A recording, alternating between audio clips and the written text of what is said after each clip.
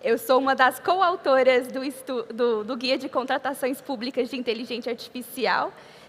Hoje eu vou apresentar um pouco sobre a nossa rede de especialistas, que foi uma parte integral da criação desse guia. Só um porém, eu sou americana, então se eu tiver algum tipo de deslize de gramática ou vocabulário, já fica a minha dica. O nosso Guia de Contratações Públicas de Inteligência Artificial, ele é baseado no AI Procurement Box do Fórum Econômico Mundial. Então, basicamente, a gente trouxe esse aprendizado de fora e conseguimos contextualizar para o contexto brasileiro. E como que a gente fez isso? A gente fez isso através de 2 pilotos, com o Metrô de São Paulo e o Hospital das Clínicas da Faculdade de Medicina da USP, através de uma comunidade de práticas de servidores públicos pensando em contratar inteligência artificial, e através da nossa rede de especialistas, que reúne pessoas do setor público, do setor privado, principalmente fornecedores de tecnologia, e também academia e sociedade civil. A ideia é que pensar em contratações públicas de inteligência artificial não é somente uma questão de procedimentos de contratações de inovação, é uma visão holística de como que a gente prepara o servidor público para entender o uso da tecnologia dentro do seu contexto. Então, não só questões legais, mas também considerações éticas, segurança sobre o uso dessa tecnologia, considerações sobre o uso de dados e também infraestrutura. E por isso eu tenho comigo hoje alguns membros da nossa rede de especialistas para falar especificamente desses temas. Eu vou convidar a Yara Baxter, a coordenadora executiva de projetos da Fundação Novartis.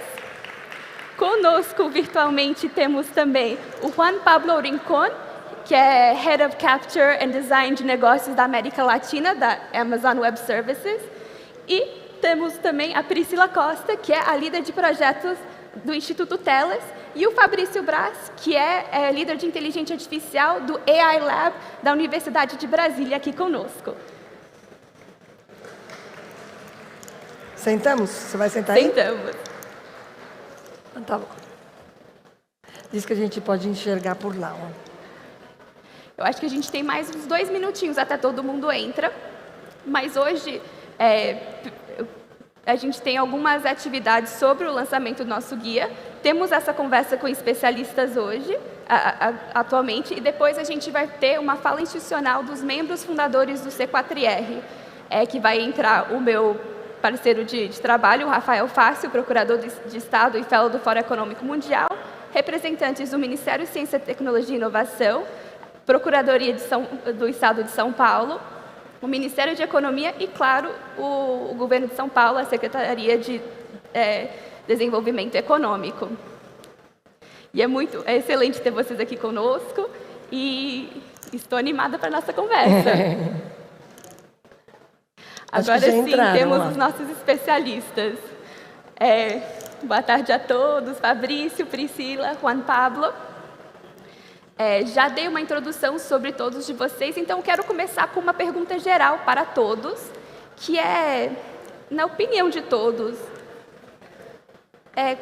como que vocês veem a principal barreira de implementação de projetos de inteligência artificial dentro do setor público? E eu vou começar com a Yara, que está aqui do meu lado.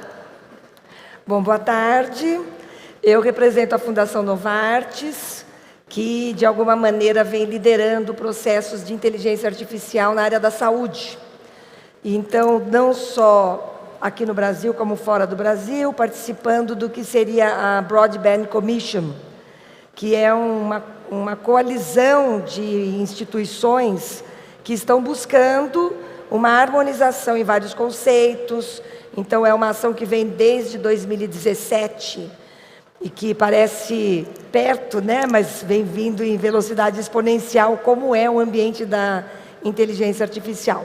Então, não diferente aqui no Brasil, a gente vem apoiando o IDEA-Gov, somos parceiros também do C4IR em várias frentes.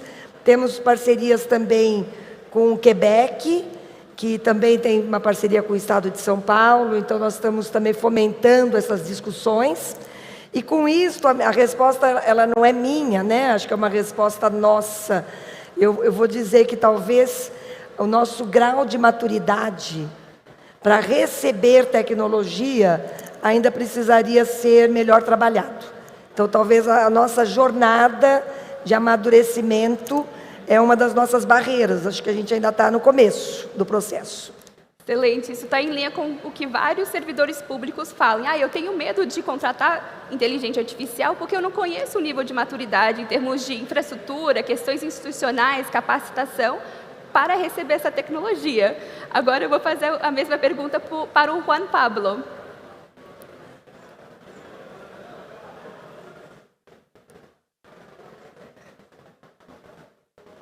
Eu acho que ele está no mudo.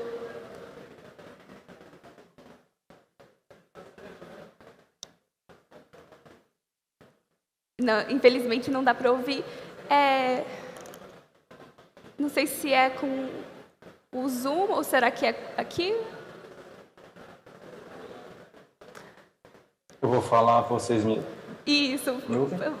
Talvez o Fabrício, até a gente ter essas considerações técnicas, talvez o Fabrício poderia falar um pouquinho. Obrigado, Clara. Muito prazer, meu nome é Fabrício. Obrigado pelo convite, que bom estar aqui com vocês. Eu sou professor da Universidade de Brasília e lidero o AI Lab, que está muito envolvido em aplicação de IA no judiciário brasileiro já há alguns anos, né? Então, da experiência que a gente vem tendo aí, né, em aplicação de IA em diversos membros do judiciário, primeira instância, segunda instância, instância superior, o que a gente nota que o principal ponto de barreira hoje é falta de pessoal capacitado, né? Além disso, as unidades estão extremamente sobrecarregadas com as demandas que já existem e a administração está muito encantada com a aplicação de IA, né? Pelo que está vendo e acontecendo na nossa sociedade, e está demandando ainda mais essas instituições. Então, o que a gente tem visto neste momento é, de certa forma, quase que um estrangulamento de equipes que já estão superdemandadas, ainda tendo que se envolver em IA que, via de regra, envolve conceitos, técnicas e métodos um pouco mais complexos do que o trivial. Tá? Eu acho que essa é uma excelente colocação. Também é uma questão que a gente vê bastante. Como que você cria essas instituições, essas equipes para liderar com a adoção de inteligência artificial dentro de uma instituição? Como é que você faz essa capacitação e qual que é o nível de conhecimento? É muito excelente ter o Fabrício com a gente, já que ele tem uma experiência em criar modelos de inteligência artificial para o governo. Muito obrigada por estar aqui conosco. Priscila, você quer colocar um pouco das suas opiniões sobre esse tema? Olá, boa tarde pessoal, boa tarde meus colegas. Eu sou Priscila, líder de projetos de tecnologia do Telos. E o que a gente tem aprendido com projetos de inteligência artificial, a gente recentemente desenvolveu e aplicou um modelo de maturidade de inteligência artificial, complementando a fala da Yara, que foi desenvolvido pela Broadband Commission e aplicado inicialmente nessa primeira fase em 5 países, que para alavancar ou fazer com que o nível de maturidade de inteligência artificial ele cresça nas instituições, não dá para a gente só olhar para dados e tecnologia, como meu colega Fabrício pontuou bem, a gente precisa trabalhar numa série de fatores e nosso modelo de maturidade, ele focou em 6 áreas principais, né? Então, a gente entendeu e aprendeu com os países que o nível de maturidade só vai crescer quando todas essas áreas forem trabalhadas de uma maneira em qualidade. Inclusive pessoas, dados e processos, design thinking, quando a gente inclui o usuário no centro do processo. E eu acho que isso está bem alinhado também com o que a estratégia brasileira de transformação digital tem tentado fazer, né? Quando a gente olha para a estratégia, a ideia é que esse desenvolvimento ele seja mais transversal, trabalhado em todas as áreas. Excelente. E agora voltamos para o Juan Pablo. Eu acredito que ainda estamos tendo algumas... Está mudo de novo. Acho que ele tem que sair e voltar, não acho? Talvez pode ser isso. Será que ele não deveria sair e voltar?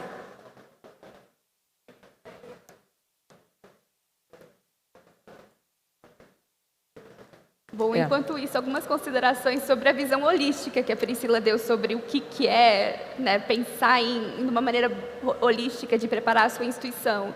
Eu acho que daqui a pouco a Priscila vai falar um pouco mais sobre essas considerações, a Yara também, mas é aquela questão de quais são todos os temas que nós, como servidores públicos, precisamos pensar quando prepararmos a nossa instituição para uma contratação, um uso de inteligência artificial. É algo que tem várias partes movido, e por isso que a gente criou esse guia de contratações públicas, para tentar mostrar quais são os passos que uma entidade pública deveria pensar quando vai contratar a inteligência artificial. Enquanto o Juan Pablo não volta, a gente pode continuar com as nossas perguntas. Eu tenho uma pergunta para o Fabrício. Em várias das nossas conversas, principalmente durante os workshops de redes especialistas, o Fabrício mencionou a necessidade de um projeto se basear em torno de um problema concreto, ou ter um objetivo concreto.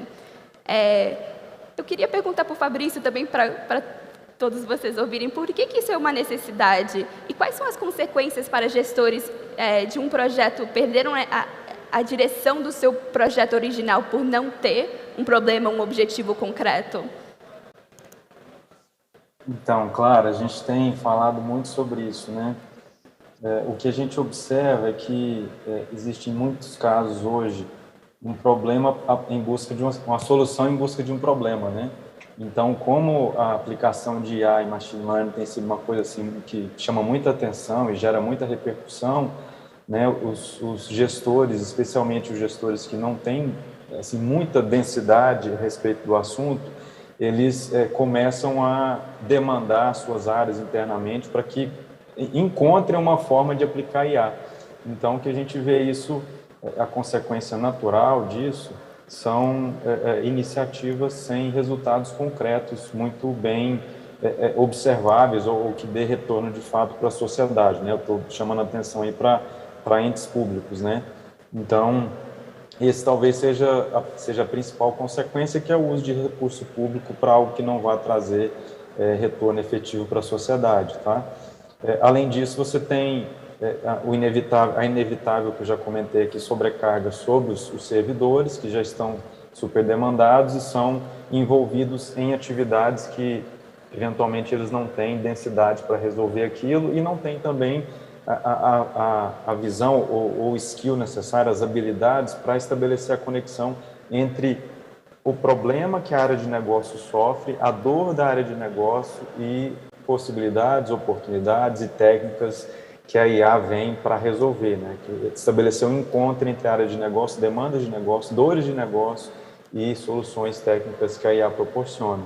Então, eu vejo esses pontos aí que merecem a nossa atenção, né? Você especificar, você delimitar, né, o problema a ser resolvido e você delimitar um problema não é simplesmente apresentar uma pergunta, né? Você tem que encontrar, de fato, a dor, você tem que fazer uma análise sobre o dado potencial que venha a ser insumo para resolver aquele problema e daí, então, você vai, de fato, operar ou estabelecer um pipeline para resolver o problema, que é, de fato, aí, desenvolver os modelos, embarcar esses modelos em componentes para que, de fato, eles possam estar disponíveis para as áreas e para a sociedade, como destino final, né? Uma excelente colocação. Principalmente quando a gente olha para a questão de contratações, de fazer um processo licitatório, fazer um processo de contratações públicas, porque uma inteligência artificial geralmente, ou poderia ser uma ferramenta mais complexa, que geralmente o servidor público talvez não entende as especificidades, provavelmente não vai conseguir colocar essas questões específicas dentro de um edital. É importante entender exatamente o porquê que esse modelo vai ser utilizado. Qual que é o problema da administração pública que vai ser resolvido pela inteligência artificial?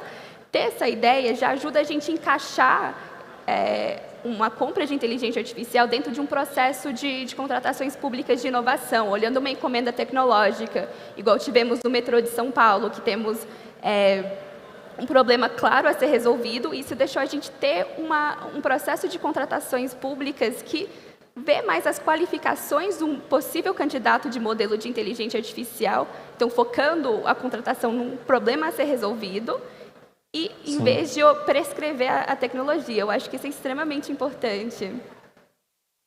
E eu queria acrescentar também, Clara, desculpa, Claro, posso falar? claro. Eu queria acrescentar também outro instrumento que a gente pode lançar mão, que é o marco legal das startups, né? Então, na especificação do marco legal, já prevê, por exemplo, o uso de uma abordagem que é a abordagem de sandbox. Então, você pode estabelecer um problema, você pode estabelecer um conjunto de dados e, eventualmente, promover aí uma competição ou um exercício público entre startups candidatas aí a poder assumir o serviço, né? Que é outra possibilidade também que não tem sido muito usada, mas eu acredito ser inevitável para que o Brasil assim possa avançar nessa perspectiva de inovação, né? Até porque os nossos profissionais estão sendo, de certa forma, levados, né, pelo mercado que paga em dólar. Então, se a gente consegue proporcionar para esses profissionais um acesso por meio de startups a um recurso que seja um recurso que os remunere melhor, né, que a startup permite isso, a gente, de certa forma, consegue reter também esses profissionais, né?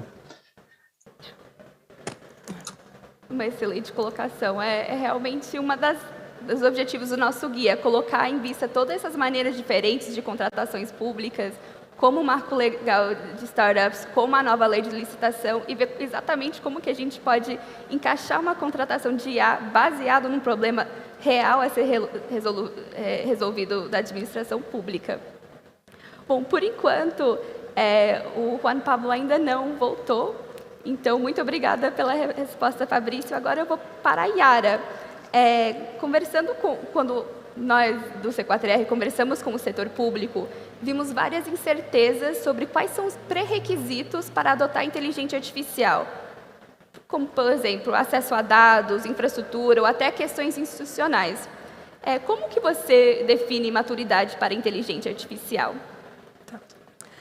Bom, tem sido um grande esforço, né, de juntar parceiros para fazer a avaliação de maturidade. Vou voltar um pouquinho no tema da maturidade. Então, o que tem sido a sugestão dessa coalizão de instituições é que isso seja percebido por 6 frentes. Eu até peguei aqui uma colinha para eu não esquecer nenhuma delas. A gente acostuma tanto, né? Então, a primeira delas, que vem de encontro com capacitação, é pessoas. Então, é como se nós fôssemos pegar esse leque e falar assim, como é que as pessoas compreendem o tema, quão preparado eles estão para receber esse tema, quais são os formatos ou as perspectivas de capacitação que são necessárias para este processo de incorporação de uma inteligência artificial. O outro nós poderíamos chamar de tecnologia e banco de dados, onde é a tecnologia per si. Então, é onde verdadeiramente entraria, inclusive, temas como quão preparado esses dados estão para entrarem dentro de um processo de compartilhamento. Então, ali entra num tema bem complicado, nós focamos muito na área da saúde, e aí nós temos já, assim, relatos muito naturais, que as pessoas, muitas vezes lá na ponta, na pressa, eles colocam um número que é normalmente o número que aparece. Vamos supor, se a pressão normal é 12/8 e eu tenho que marcar lá o valor da pressão, não deu tempo de medir, eu vou pôr 12/8. Só não tenho uma ideia do impacto que isto gera quando isso for fomentar uma equação preditiva, destrói todo o processo idealmente idealizado, né? Quer dizer, o que foi idealizado no começo. Depois a parte de governança e regulatório, a parte de design e processos, a parte de parcerias e os envolvimentos dos stakeholders, e aqui, dependendo do tamanho da instituição, imaginem quantos parceiros diferentes, quantos bancos de dados diferentes, que de alguma maneira é quase como se fosse uma fusão de empresas que tem que todos começarem a falar a mesma linguagem só que aqui é a linguagem da tecnologia. E, por último, o modelo de negócio. Então, até eu vou falar só uma entrada e depois a Priscila poderia me completar, que nós recém fizemos essa avaliação aqui no Brasil. Então, participaram 80 instituições, nós tivemos muito boa representatividade de respostas, e uma nota, assim, bem grosseira nessas 6 perspectivas, para o Brasil, de 0 a 10, foi 2,9. Então, 2,9 é uma nota geral, né? Eu vou falar para a Priscila depois de secar um pouquinho. Mas é curioso que não espanta, né? A gente entende isso no item como uma categorização, entraria numa categoria de ainda numa fase exploratória. Isso não significa que tenham picos mais avançados. Um dos mais avançados era o modelo de negócio, porque provavelmente quando você faz isso que o professor colocou, dá uma enxugada num projeto, numa pergunta, ele avança. Quando você olha no todo, vira quase como uma ilha no meio do todo. E esse 2,9, acho que a nota mais baixa foi a parte de governança, nesse olhar de regulatórios, né? Então, que seria, de repente, carece essas diretrizes governamentais, onde, de repente, começa a puxar todos para a mesma arena. Então, se você não se incomoda, a gente podia passar para a Priscila. Sim, eu acho uma excelente porque eu acho que ela vai me segue. completar, porque foi ela que coordenou localmente esse projeto, e a gente julga que ele é só o início de um processo de discussão. E também é legal vocês saberem que vocês estão sabendo esse número de primeira mão, porque hoje nós tivemos uma reunião com a Broadband Commission que nos autorizou, até porque o C4IR é parceiro nosso nessa iniciativa, de nós compartilharmos este número hoje com vocês. Priscila. Obrigada, Yara. Então, só para complementar um pouco essa fala da Yara, a gente fez esse modelo de maturidade.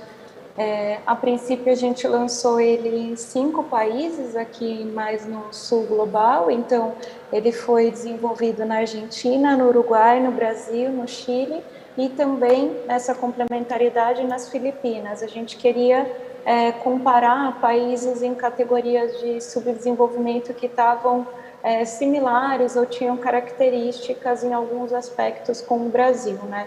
Então, o que a gente viu e aprendeu nesses 5 países é que realmente dados e tecnologia é o modelo de maturidade que ele está mais avançado se eu comparar todos os resultados, ou seja, a gente está avançando de certa forma em dados de tecnologia, a gente tem tecnologias de ponta disponíveis hoje na maioria desses países, mas os demais níveis de desenvolvimento que são extremamente necessários, como o professor Fabrício comentou, a questão das pessoas, ele não está evoluindo na mesma lógica, né? Então, assim, a gente tem alguns aprendizados trabalhando junto com o C4IR, por exemplo, no recorte de saúde aqui na cidade de São Paulo, no estado, né? E até tem alguns indicativos, por exemplo, da Associação Brasileira de máquinas e equipamentos de saúde, que fala que a gente tem um gap de tecnologia, por exemplo, no recorte da atenção primária, que a gente está olhando mais em detalhes hoje, que é de cerca de 15 a 20 anos.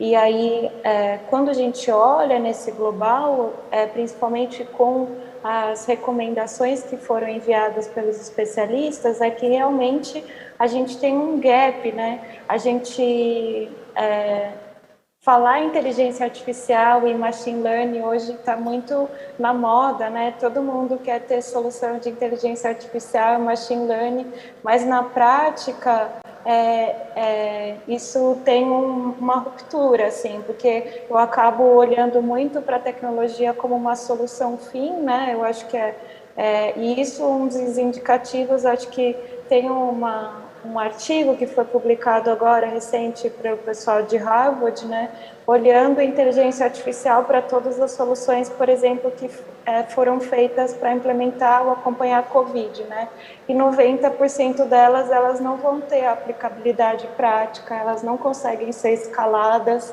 e elas não vão ter um modelo de negócio que vai se sustentar. Então, acho que esse é um grande um aspecto muito importante, principalmente como a gente olha nesse recorte de governo, né? Como que uma tecnologia dessa vai ter um break-even de um período que seja considerável, entre 5 a 10 anos. A gente está falando de investimentos altos, gigantesco, né, de milhões de dólares ou reais para desenvolver esse tipo de tecnologia, e a gente percebe que ainda estamos olhando muito para a tecnologia, mas não estamos olhando para desenvolver, como o Fabrício trouxe bem, as pessoas, né?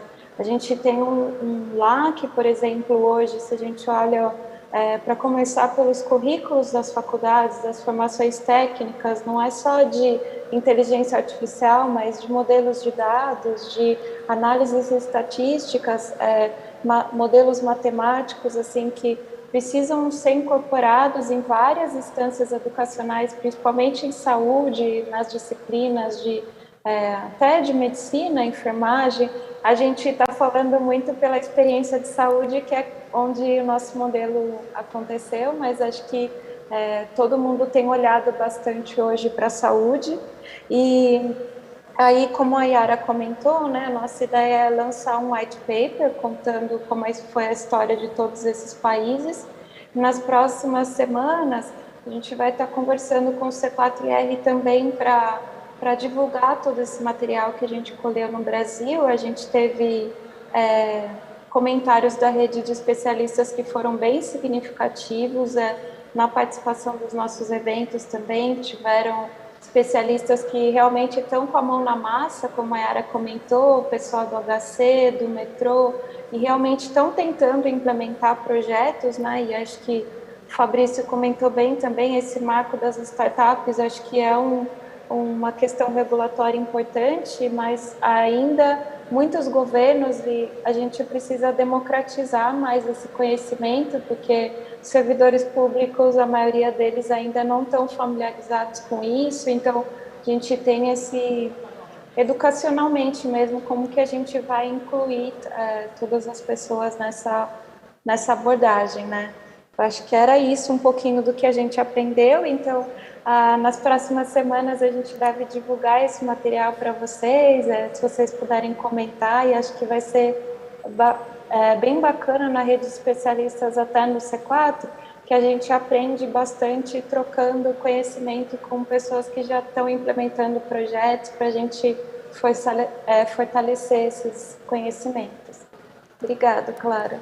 Excelente, Priscila e Yara. Eu acho que a apresentação do Maturity Assessment da Fundação Novartis é uma maneira muito importante de olhar o que é maturidade inteligente artificial.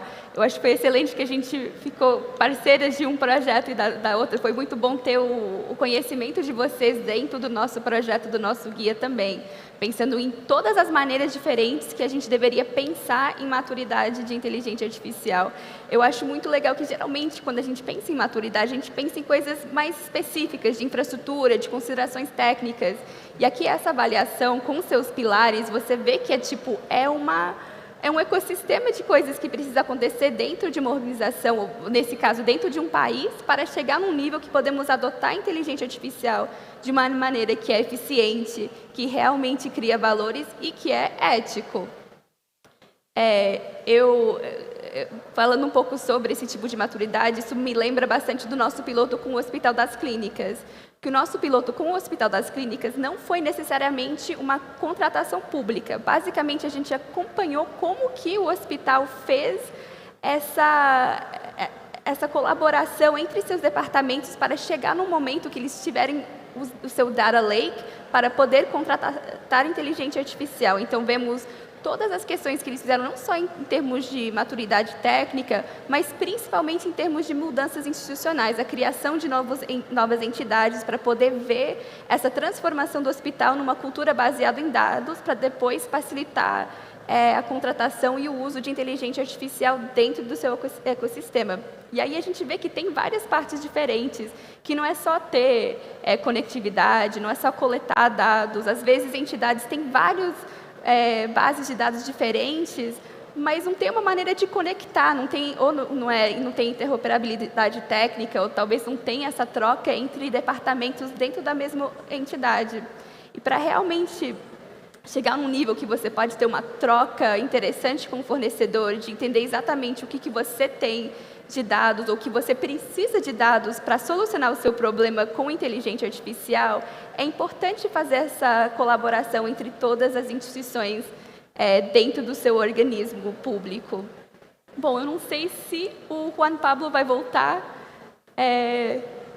ainda estamos esperando. Enquanto isso, pessoal aqui que está aqui presencialmente conosco, prepare as suas perguntas. Quem está aqui virtualmente, por favor, coloque as suas perguntas no chat. Eu tenho algumas que eu preparei para o Juan Pablo, mas talvez os nossos convidados podem ajudar um pouco. Olhando principalmente do ponto de vista de fornecedores, a gente vê que tem um pouco de assimetria de conhecimento, de informação entre o setor público e entre os fornecedores de tecnologia. Na opinião de vocês, Yara, Fabrício, Priscila, quais são essas assimetrias de informação entre o fornecedor e a entidade pública na adoção de inteligência artificial? Eu não sei se o...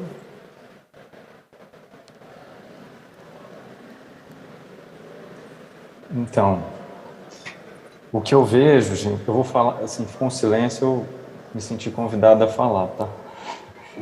Então, o que a gente vê hoje no mercado, né, o mercado de tecnologia aí, especialmente das grandes, das big techs, né, elas estão no nível de maturidade muito grande em trabalhar com todo o fluxo que envolve, né, a aplicação de inteligência artificial, e o que permite a elas ter com muita clareza quais aspectos a gente pode transferir responsabilidade. Então, por exemplo, todas as principais nuvens aí, né, Google, Amazon e nuvem da Microsoft, todas elas oferecem um serviço que é o serviço, né, do Databricks, que é uma solução completa para pré-processamento de dados e até entrega da solução para IA, né, propriamente dita. Então, você veja que as plataformas por si, elas têm muitos recursos que competem com essa própria plataforma Databricks. Mas como elas já têm toda essa estrutura, essa maturidade, elas estão numa condição favorável para oferecer todos esses serviços para a sociedade, né, para as organizações em geral. Então, esse é um ponto que eu vejo e que do lado público ainda existe assim uma certa... Bom, existe um certo deslumbramento com relação à IA, de forma generalizada, né? Eu consigo ver isso. E o que faz, de certa forma, a coisa ficar um pouco ofuscada. Por quê? Porque se a coisa é tão sensacional como parece, né? Você fica perdido um pouco no que você pode, que você tem condição de entregar, o que você tem condição de assumir, o que você tem condição de lançar a mão de outros fornecedores, de prestadores de serviços, para te auxiliar a alcançar um objetivo final, que é resolver o problema da sociedade, né? Um problema específico da sociedade. Então, eu noto essa disparidade em termos de maturidade, né? E a consequência principal, ela redunda na dificuldade de entregar o projeto, né? Porque, só para fechar, né? Porque o administrador público, em linhas gerais, óbvio, gente, porque eu estou fazendo aqui uma generalização, mas você tem muitos administradores públicos muito bem preparados e com condições e com entregas de projetos, né, de muita relevância para a sociedade. Mas, linhas gerais, como foi pontuado aí, né, pela Yara, nossa nota está ali 2.4, 2.3, alguma coisa assim. 2.9. Em linha geral.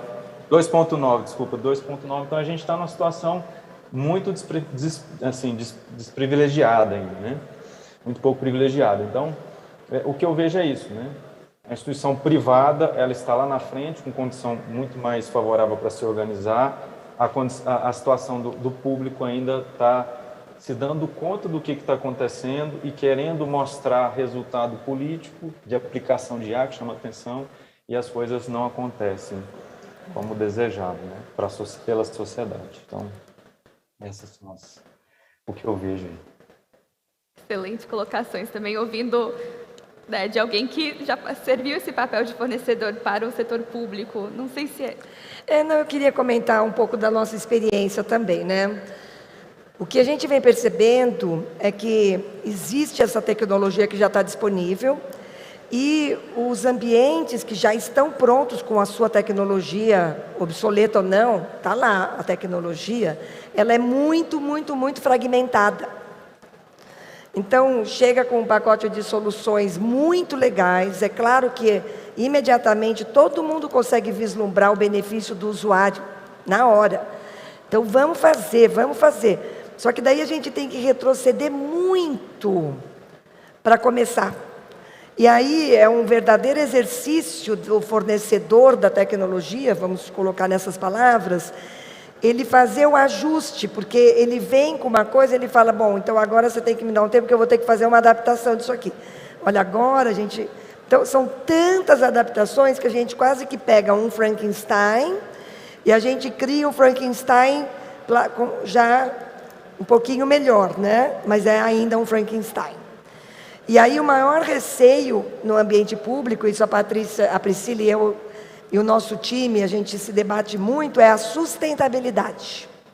Porque tudo tem um custo, a tecnologia se torna obsoleta em poucos anos, aí de repente você consegue o investimento para fazer aquela primeira virada, mas você já tem que imediatamente pensar no investimento da reciclagem, porque senão você vai fazer uma coisa muito legal, obsoleta de novo, né? Que vai ficar.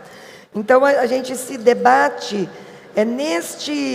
talvez o melhor dos mundos fosse começar do zero, certo? E o que acontece é que as empresas públicas, elas são quase centenárias, começaram lá com o DOS, e depois foram fazendo ajustes, daí consegue recurso, pega uma área e super mega blaster, ela fica ótima, uma ilha de excelência no meio de uma instituição enorme que não tem as outras ilhas de excelência. Então, eu acho que a gente tem um desafio, talvez não por acaso, né, Priscila, a nota melhor, acho que se eu não me engano foi 3,5, depois você me recupera, foi com o business case, os business model, porque a gente sabe que tem ilhas de excelência. Talvez o nosso desafio seria fazer com que isso se multiplique e que se sustente. Então, trazer investidores, mostrar que os números já estão bons, que o resultado já diminuiu o risco do negócio, porque alguém já começou a fazer, e assume o resto, né? Porque já vai diminuindo proporcionalmente o risco do investimento, né?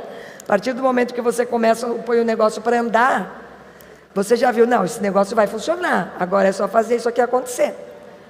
Então, a minha condição é muito mais de investidor e de organizador estratégico, né? E a gente percebe esse desafio, porque você não vai poder investir para o resto da vida, mas você não pode sair e deixar o local, assim, haver navios, né? Então, passar o bastão de um investimento para outro é um desafio. Não é que não é possível, mas tem que ser um ponto a ser considerado durante todo o projeto. Excelente. Eu acho que tem, né, não só sobre essa ideia de como a gente trazer mais investimento, é uma questão bastante importante. Você mencionou também empresas estatais.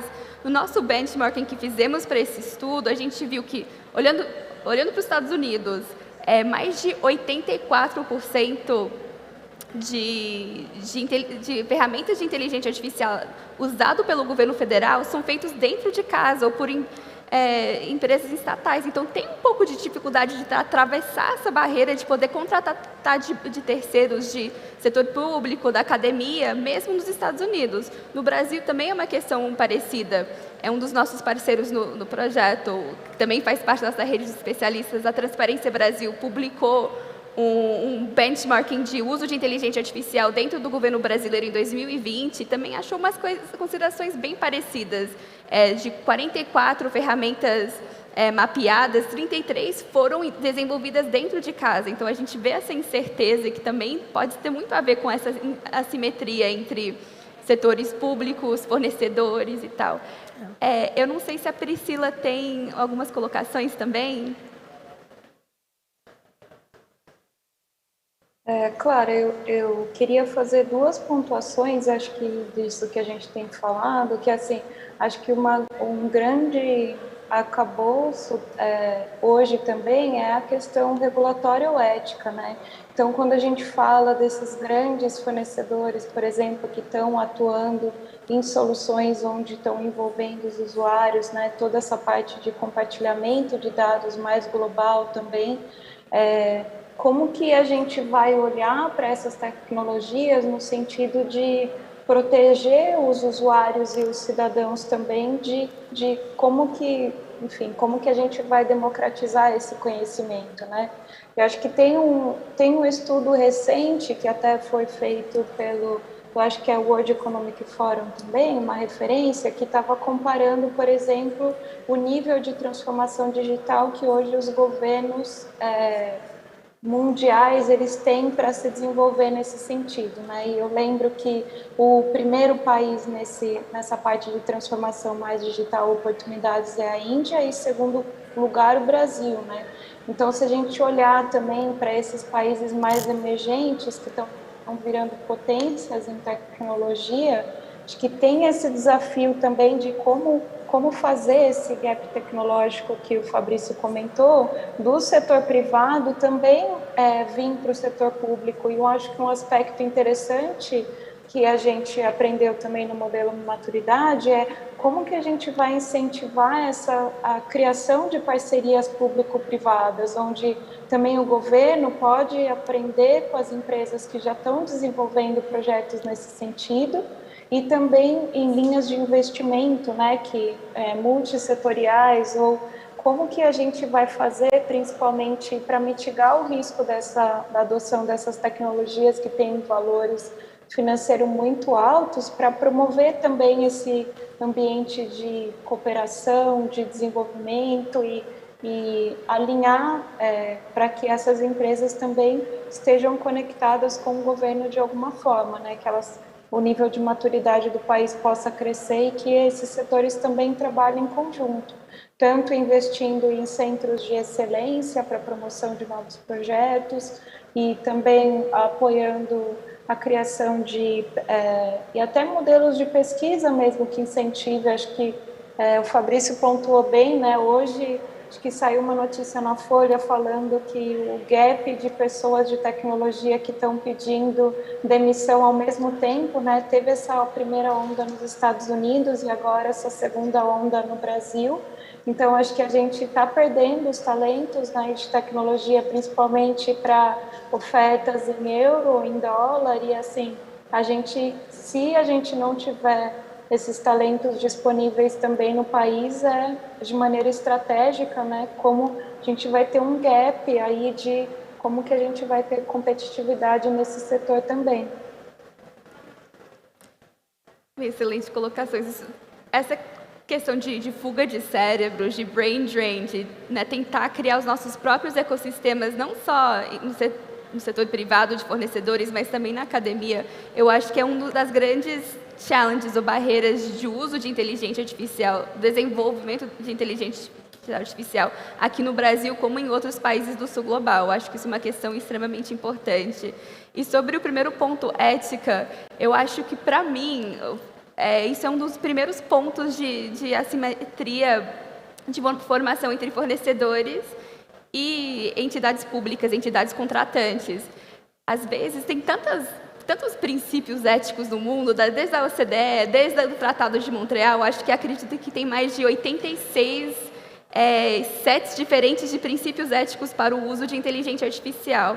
E aí a gente tem outras políticas públicas, como a Estratégia Brasileira de Inteligência Artificial, como o novo PL 21/2020, que falam de uso ético. Mas aí como que a gente assenta esse uso ético? E uma das recomendações que a gente traz no nosso guia de contratações públicas é o uso de uma avaliação de impacto algorítmico, que é basicamente uma avaliação de risco para a inteligência artificial.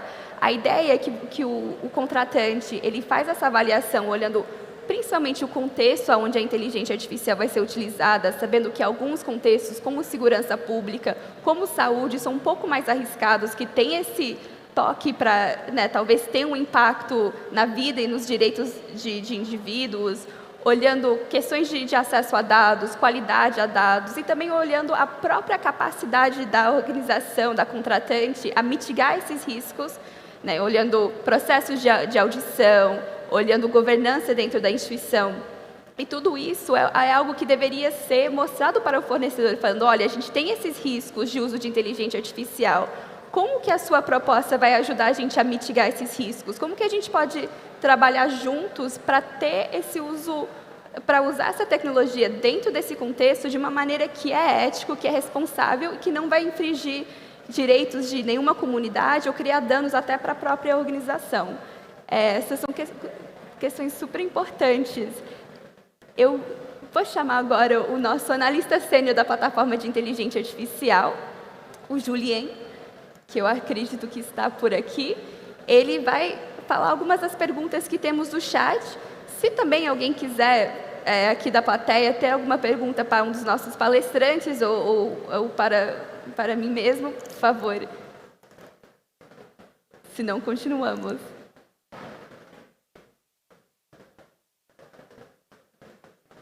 Olha lá. Temos um? Ah, ótimo, excelente.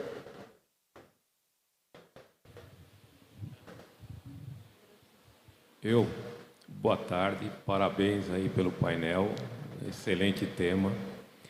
A minha pergunta é um pouco mais objetiva, já que vocês falam muito de saúde, é sobre a telemedicina. Eu não estou me referindo à telemedicina simplesmente da pessoa pegar um celular ou um desktop em casa e fazer contato com o médico.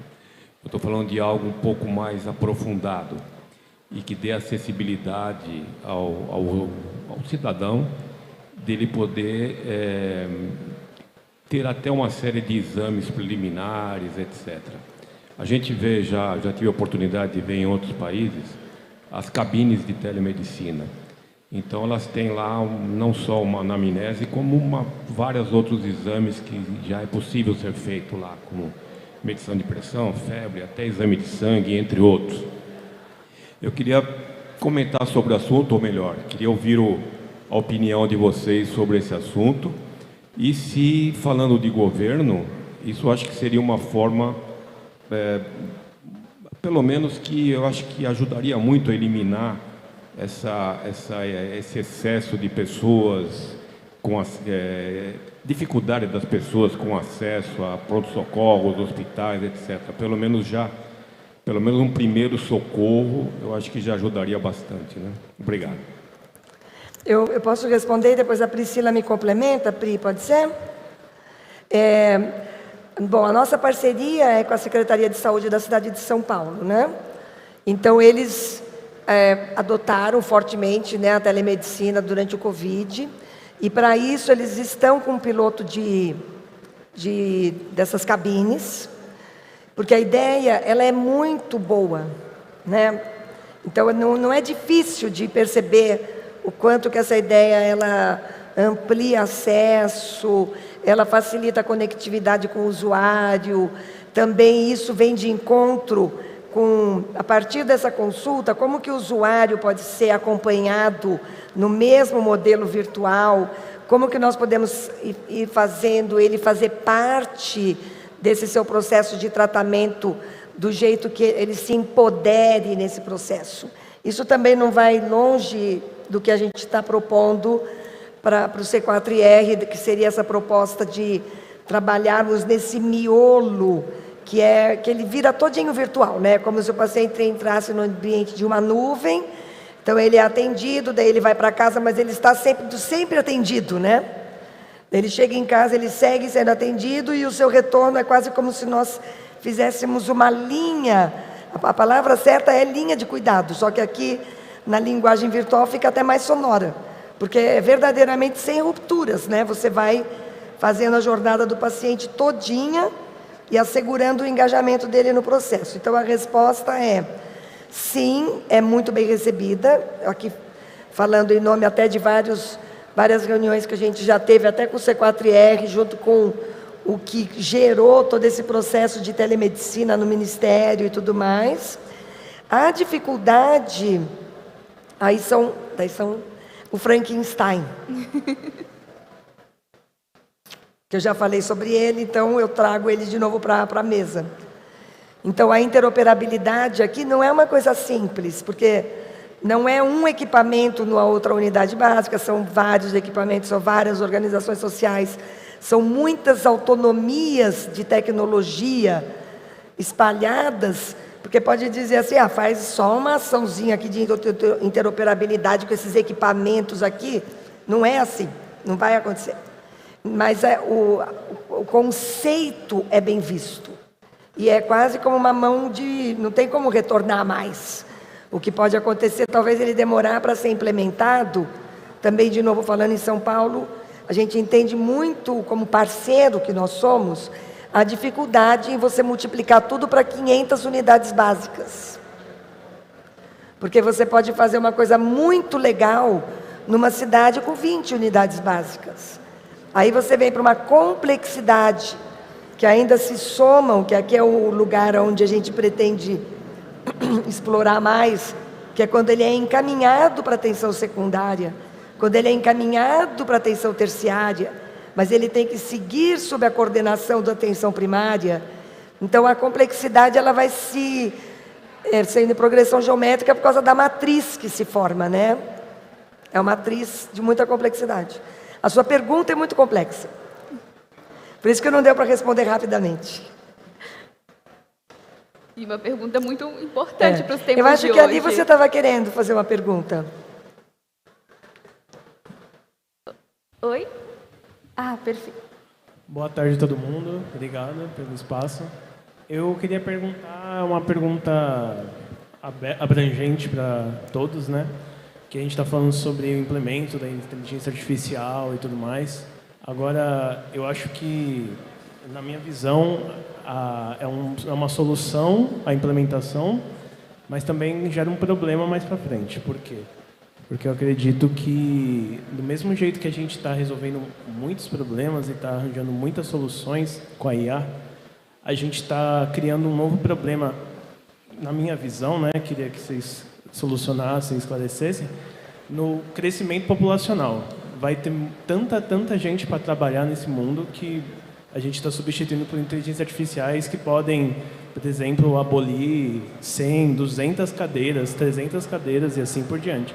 Realmente, eu sou engenheiro, já nessa parte já aboliu muitos e muitos trabalhos. Enfim, isso é uma preocupação mais para frente também, porque provavelmente no futuro a gente vai chegar um momento que vai ter que colocar a inteligência artificial, não vai ter jeito, porque ele vai estar muito desenvolvida.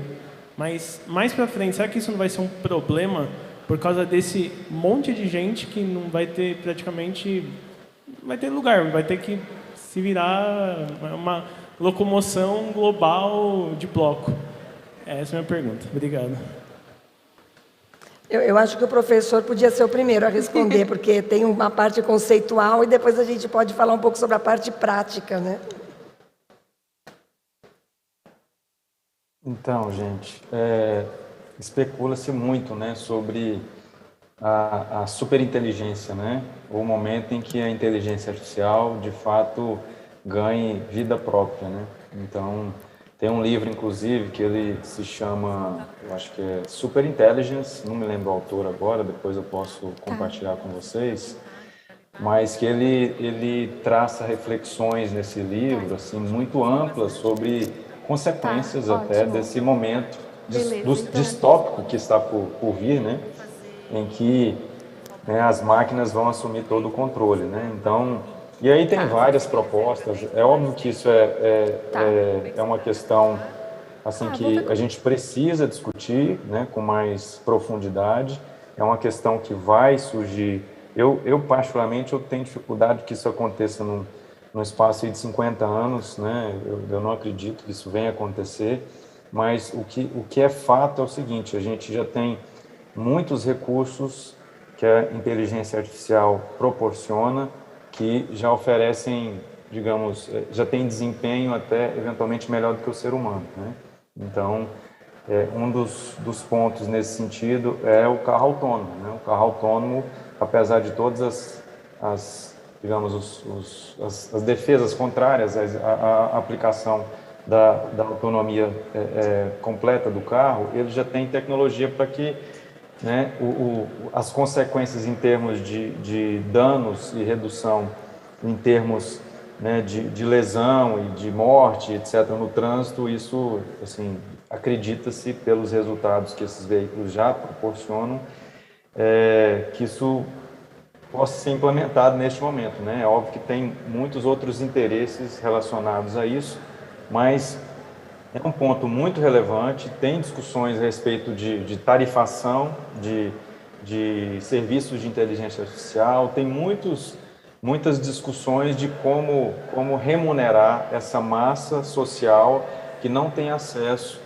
a esse tipo de tecnologia, não consegue se inserir nesse mercado ultra especializado, que é um mercado que desenvolve os modelos, né? Porque tem um mercado que desenvolve os modelos, que implementa, que oferece, que entrega o serviço, e tem um mercado de pessoas aí, né? Um conjunto de pessoas que usam esses serviços e que eventualmente esses serviços podem entrar em choque com as suas competências e suas habilidades e o seu ofício.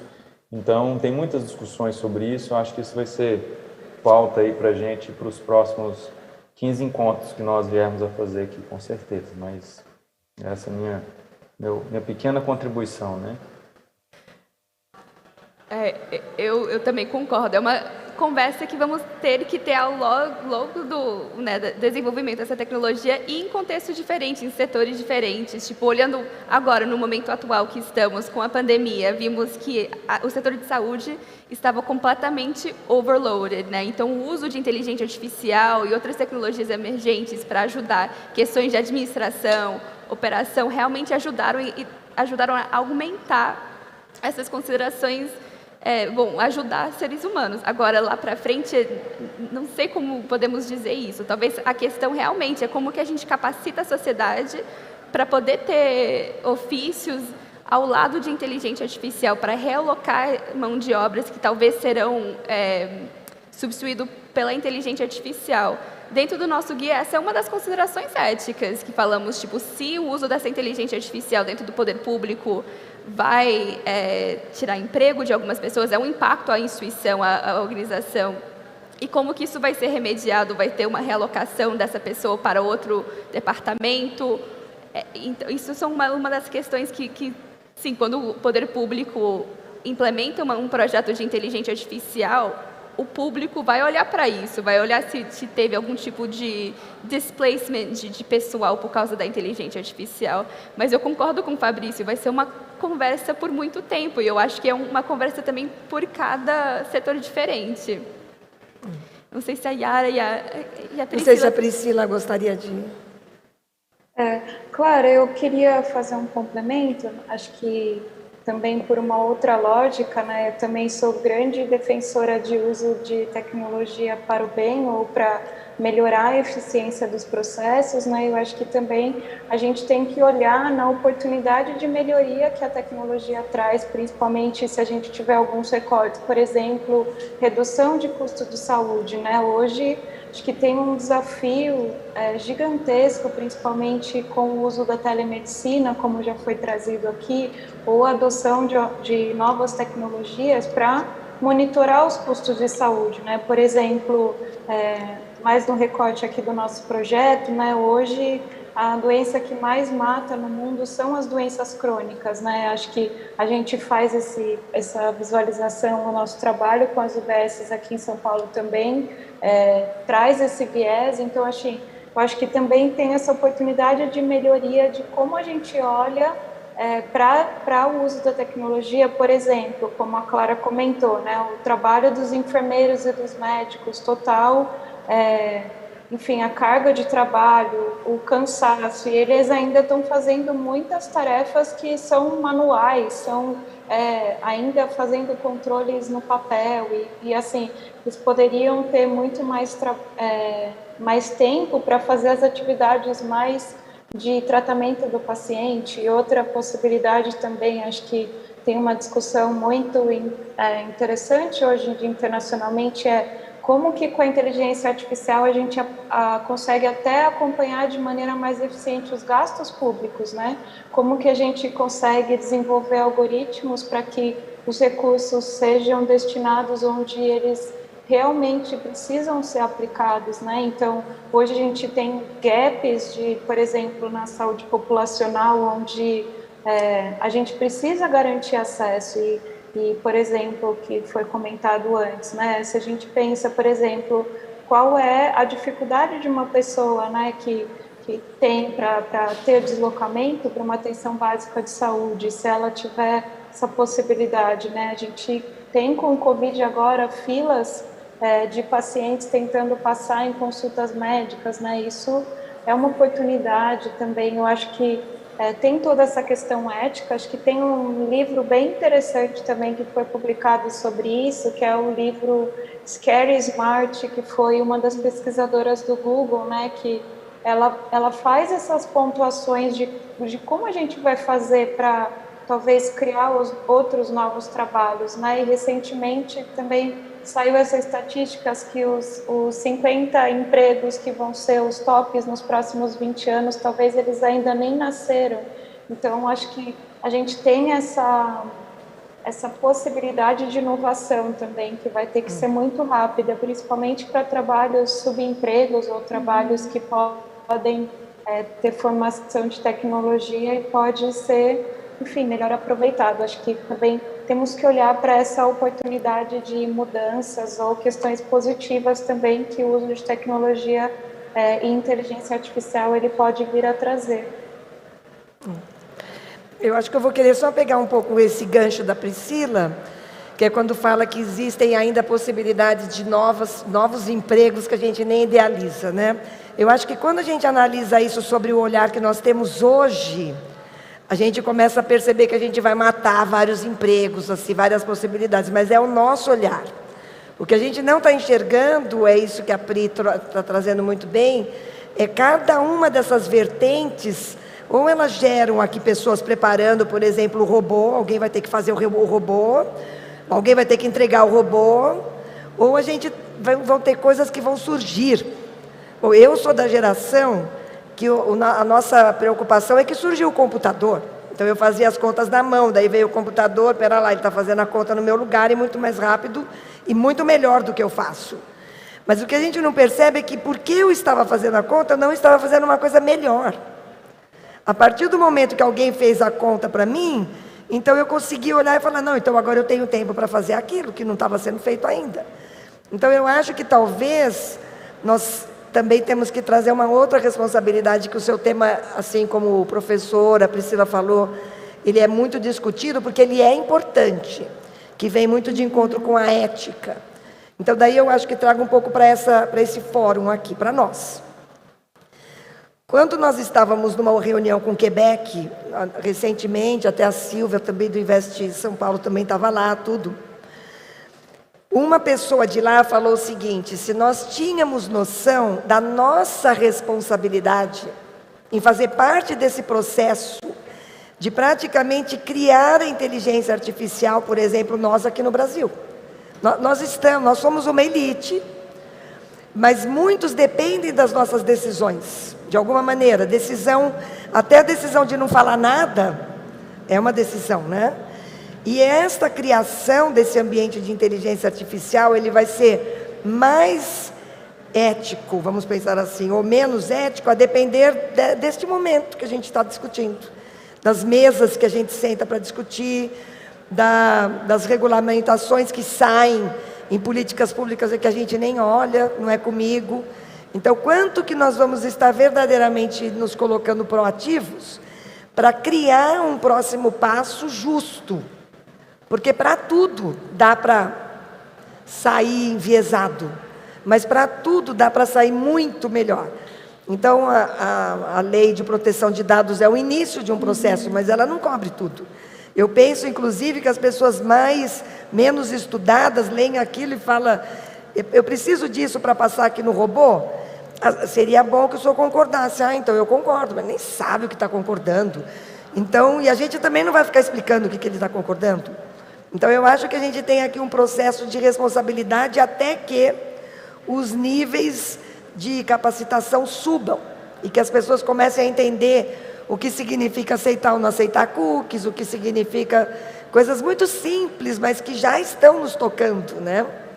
Então eu penso que assim, eu trago para nós, depois que eu escutei isso, eu me vejo, cada vez que eu estou num fórum deste, eu penso, é uma responsabilidade falar hoje, por tudo, porque de alguma maneira a gente está fomentando uma ideia que pode surgir, e ela pode ser muito boa ou ela pode ser danosa, né? Quem é inteligente para o bem e inteligente para o mal, né? Excelente colocação. Acredito que temos tempo para mais uma ou duas perguntas, então eu vou pedir para o Julien dar uma pergunta do chat. Vou fazer uma pergunta do chat. Alô? Olá, boa tarde. Bom, primeiramente, obrigado aos panelistas por estarem aqui, ótimas colocações. Primeira pergunta aqui é direcionada a Fabrício, especificamente, sobre o deslumbramento em relação à inteligência artificial. Primeiramente, perguntas de Rafael e Eric. Primeiramente, como vocês acham que deveria ser a capacitação dos gestores públicos nessa tema, para evitar esse deslumbramento em excesso? E, segundamente, à medida em que as tecnologias como inteligência artificial forem as pessoas ficarem mais familiarizadas com elas, como vocês entendem que vai ser esse tipo de deslumbramento? Vai aumentar ou vai diminuir? Obrigado pela pergunta aí.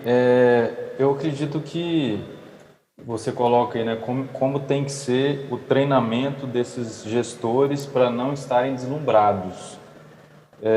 Eu arrisco dizer que não houve treinamento, porque se houver um treinamento em que explique quais são os benefícios da IA ou da aprendizagem de máquina, quais são as limitações da IA e aprendizagem de máquina e trouxer para esses gestores exemplos, cases de soluções, de problemas e soluções, assim, a coisa fica muito bem clara, né?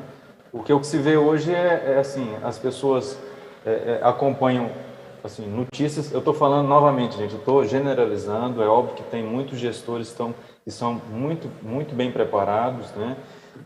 Eu estou generalizando, peço desculpas àqueles gestores que se sentirem, porventura, ofendidos pela minha fala, mas eu estou querendo dizer, em linhas gerais, as pessoas acompanham notícias, recortes de resultados de IA e acham que qualquer coisa pode ser resolvida por IA a qualquer momento, sem nenhum esforço e sem nenhuma limitação, tá? Então, os resultados que nós temos vistos mais preponderantes de IA são consequências de aprendizado de máquina. Aprendizado de máquina é algo que depende de dados. Se não tiver dados, especialmente dado rotulado, não existe aprendizado de máquina, é impossível. Não tem conversa. Então, esse ciclo, ele é muito objetivo, direto e simples de ser compreendido, né? Especialmente quando a gente trata, né, explica com exemplos e traz esses cenários e cases que estão disponíveis aí, né? Então, é isso que eu acredito. Primeiro ponto, né, eu acho que falta um nivelamento muito básico sobre limitações e soluções que a IA se propõe a resolver. Eu estou usando de forma intercambiável aqui IA e aprendizado de máquina, porque é o aprendizado de máquina que tem chamado a atenção nos últimos anos da IA, que é um mundo muito mais amplo do que só aprendizado de máquina, tá? Sobre a outra questão, né, se a tendência é esse deslumbramento aumentar, eu acredito que é natural da sociedade, né, se encantar por soluções que antes, né, até pouco tempo, eram impensáveis, né? Então, você imagina, um carro autônomo, você não conseguiria pensar nisso há 10 anos atrás, há 15 anos atrás, né? Você não conseguiria imaginar uma máquina hoje que consegue fazer tradução simultânea, inclusive incluindo jargões ou expressões idiomáticas de determinado idioma, né? Ao vivo, você não conseguiria pensar nisso.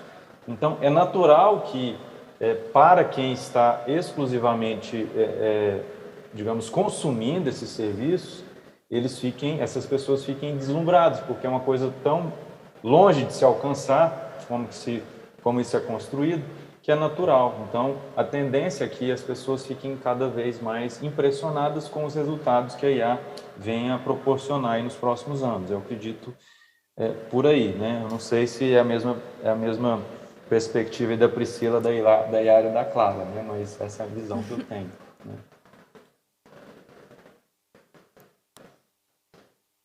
Mega concordo, professor. Também, totalmente concordo. Essas questões são, né, nivelamento de conhecimento, esse foco em dados, principalmente em aprendizado de máquina, é uma coisa, é um produto de dados e sem saber quais dados que você tem ou quais dados que você poderia ter, é extremamente importante. Acho que a gente tem tempo para mais uma pergunta e já temos a pessoa. Olá. Boa tarde a todos e todas e todes.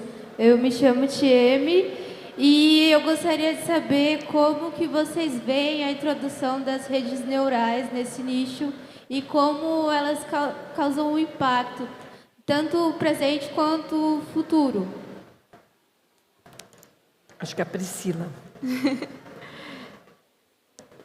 Bom, Priscila, talvez você quer iniciar Fabrício, essa conversa. eu vou responder, mas fica à vontade para complementar. Eu acho que essa questão de uso da inteligência artificial nesses modelos mais de redes neurais ou aprendizado mais ligado ao machine learning, né, que acho que tem uma grande questão de como isso vai ser aplicado, né, principalmente na saúde. Acho que tem alguns projetos internacionais que têm sido feitos nesse sentido. Eu ainda, não sei, sou meio condescendente em relação a esses tipos de tecnologia. Acho que a gente ainda tem muita descoberta para fazer nesse sentido, né? Tem alguns modelos que já estão sendo testados, por exemplo, para doenças e como que isso pode ser aplicado com recorte na saúde de uma maneira positiva, mas na minha opinião ainda temos uma longa jornada aqui. Acho que o professor comentou que ele acredita que projetos nos próximos 50 anos, eu acho que a parte de redes neurais, esse uso ainda tem um longo caminho para como que a tecnologia vai se conectar com isso, né? Eu acho que também, de novo, tem um deslumbramento, até pelas possibilidades que isso oferece, né? Eu acho que quando a gente olha em projetos nesse sentido, mas eu ainda tenho um pouco de cautela de como que isso vai, de fato, ser aplicado na prática, né?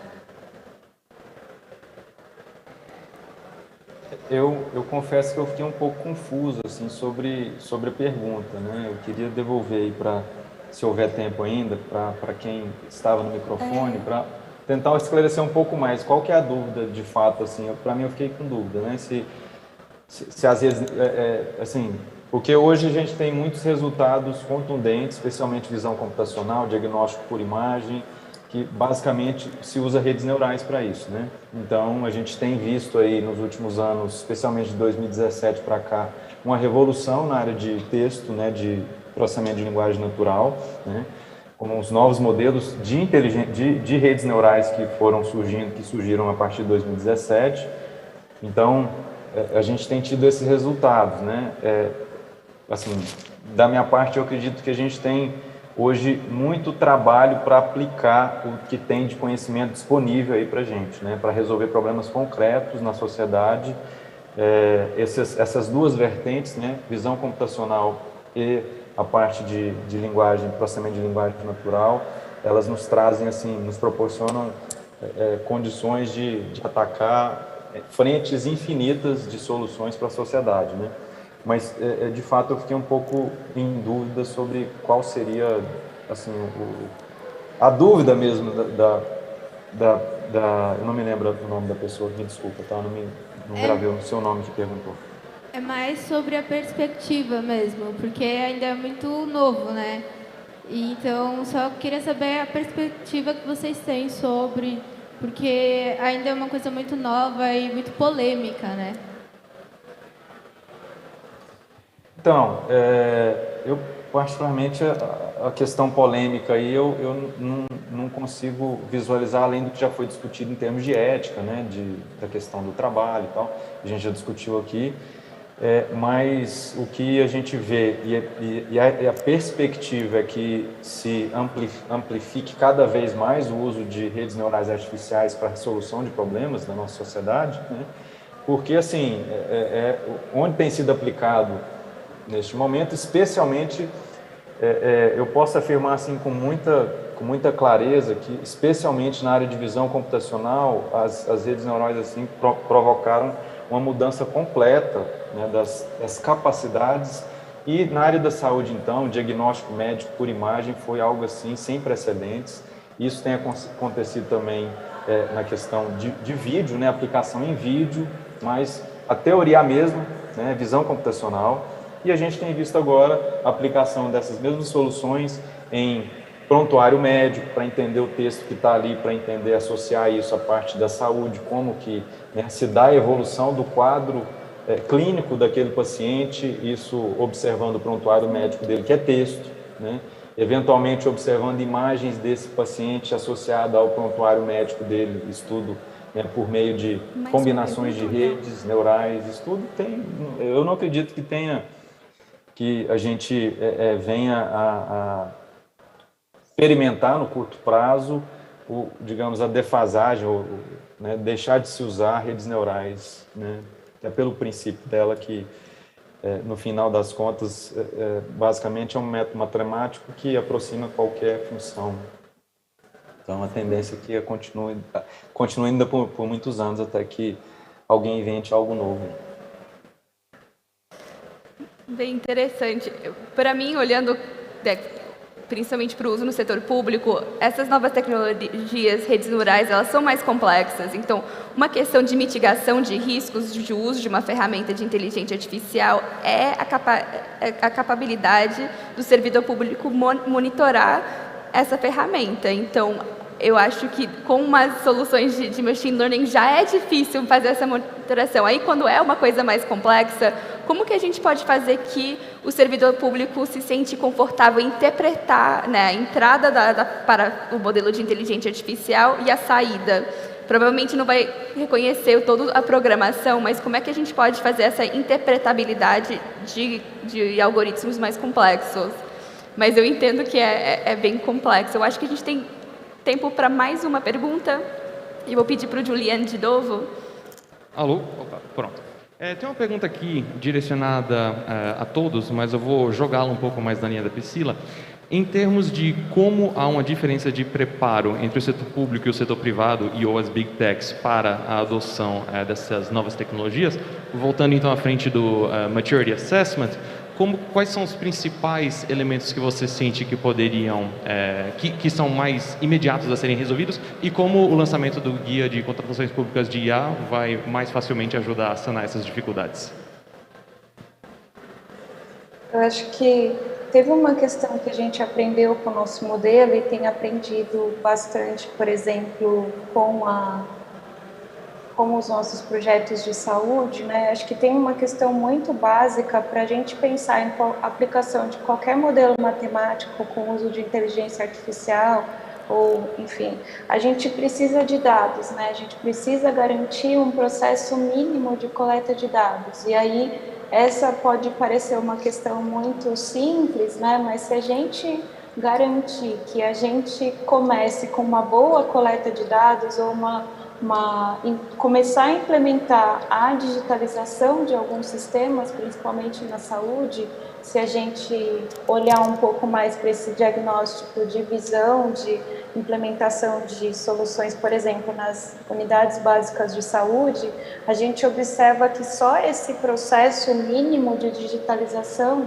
já traz resultados significativos quando a gente pensa num médio e longo prazo em aplicação de qualquer tipo de tecnologia, né? Eu acho que, na minha opinião, às vezes, quando a gente olha de modelos de inteligência artificial no governo, talvez a gente precisa olhar para alguns setores. Acho que a minha família mineira, talvez fazer o arroz com feijão bem feito aqui na parte de coleta de dados, de garantir a interoperabilidade, porque se a gente estiver trabalhando nessa parte de digitalização, que talvez pareça muito básico, mas garantir talvez tecnologias de Power BI e coisas que são mais simples, não demandam tanto investimento, a gente consegue ter melhoria de resultados muito significativos em médio e longo prazo. E aí, à medida que a gente digitaliza esses processos, a gente também vai melhorando ou capacitando os profissionais para a cultura de dados, né? Hoje a gente tem visto que, por exemplo, tem vários profissionais no setor público, aí como professor, não generalizando, acho que tem profissionais muito competentes, mas também tem profissionais que estão lá na linha de frente há anos, não recebem nenhum tipo de treinamento e às vezes eles ficam preenchedores de planilhas, né? Eles nem têm a noção de todo esse processo, por exemplo, de sistema de saúde, como é importante que se um dado bem definido ou bem atualizado num prontuário de saúde que vai ser usado por uma tecnologia na sequência, ele tem tanta importância, assim, acho que essa solução mais de porta de entrada, talvez eu definiria aqui, talvez esses processos de coleta de dados sendo bem feitos já vai ser uma grande, vamos chegar em resultados bons e também a formação de profissionais, né? Para questões simples, que a gente olha, simples de tecnologia, como garantir um bom processo de coleta de dados, como que os gestores públicos se empoderam de gestão de evidências de dados, né? Eu acho que são questões, eles aprendem mesmo como que dados são importantes. Então, na minha opinião, eu focaria nessa parte, não sei se algum dos meus colegas querem complementar também.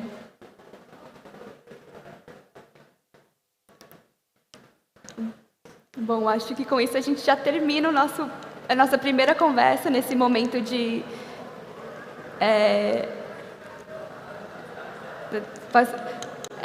bom, já começamos nosso primeiro momento do lançamento de contratações públicas de inteligência artificial. Quero agradecer todos os painelistas, o Fabrício, a Yara, a Priscila, não só para esse evento, mas por todo o apoio que fizeram durante a construção desse guia. E, claro, a equipe da DH por deixar a gente ter esse momento dentro do Fórum de Inovação em Governo. Foi extremamente especial.